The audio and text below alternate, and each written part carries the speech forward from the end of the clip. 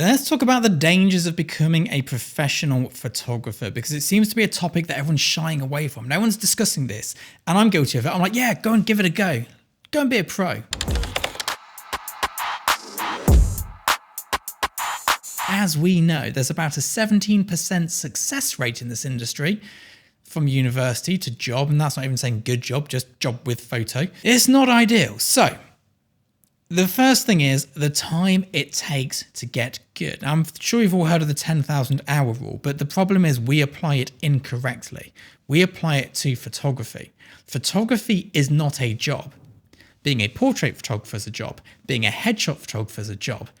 Being a party photographer is a job. We're talking about 10,000 hours in the niche that is going to be your job. That is a lot of time. Many years will have passed, probably 6 years by the time you've done it, maybe 7.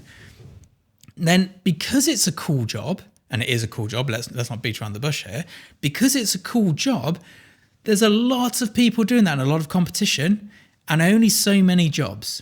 There is more people wanting the job than the job itself. And this is the same in many industries, but because we get cool toys, we get paid a lot, and we get to hang out in studios all day with really interesting people and my cat, it gets rather competitive. Now imagine you spent 10 years doing this and you've just not made the cut. That's a long time in there. You know, you've spent a lot of time. You're going to have to then retrain. Say you leave uni at 20. Is that the right age? 21. You're 31 by the time you know whether you stand a chance of making it. And of course, this is not the same for everyone. I've got a photographer friend, 22 years old, gets an agent, shoots a massive ad campaign, loaded. I've also got friends who it took until they're 40 to make it, but we're generalizing here.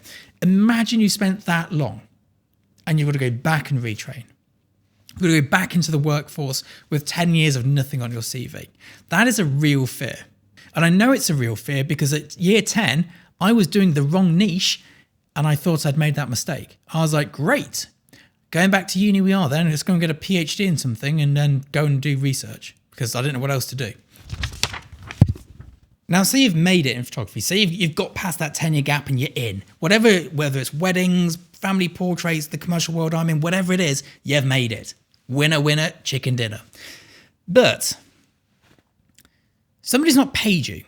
Somebody's paid you 6 months late.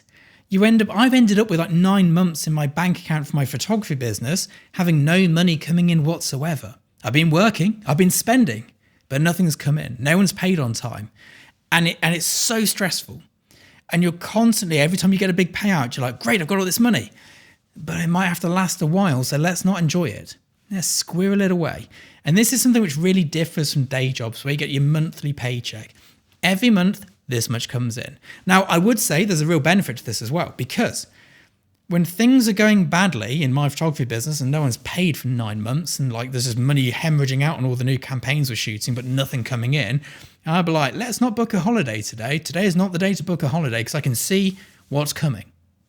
In a day job, you might turn up one day and the padlocks are on the doors because you don't know. You're just getting your paycheck to do your work. So there are benefits to that. And having worked in places where I've had to fire £500,000 worth of annual salary by lunchtime because we've messed up, I'd rather not be in that position, to be fair, but it's not for everybody. The stability is also not great. It is not a great, stable job. I have had years, my best year ever, I can't remember the exact percentage, but something nuts like 90 or 95% of my entire annual income came in the last 3 days that I worked that year. Up until that point, it was a catastrophically bad year. I've had other years where we've had a great start to the year and we're like, yes, we're on for an amazing year, and then nothing. Especially in the commercial world, it really differs. Like you probably want to shoot like 3 or 4 big jobs a year, and then you do little ones in between to keep the cash moving.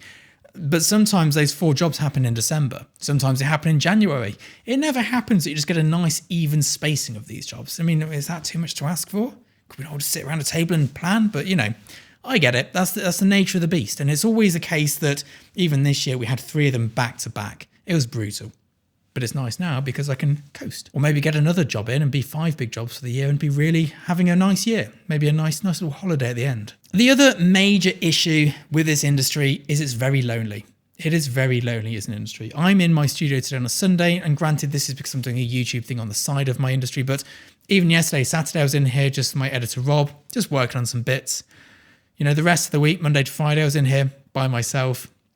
Previous weeks we had staff in every day, but like last week I was by myself all week. Sat at my desk, getting on with my marketing, doing my bits. And of course, I'm lucky I've got an agent, producer. They phone up for chats and stuff, and I've got a family at home. But it's not like going into a big busy office where your mates are there and you're going for a pint afterwards. It is very much on you. Your entire career, your career progression, your achievements, your financial achievements, that's all on you. There's no one to point the finger at but yourself. Now, this all sounds very doom and gloom, but there's some great things to all of these. Let's take the last point. There's no one to point the finger at but you. If you're successful, that's all you. And also that money, that's all yours. If you're successful in a day job, that's your boss's, and the company owners gets the money. It's not yours. I get to work alone by myself a lot, which I quite like, so I'm quite a insular person. I enjoy silence. Listen to this. That is the sound of my working day. It's bliss. I don't even have music on in here. I just sit in silence. I love it. I love the peace. I love being able to think.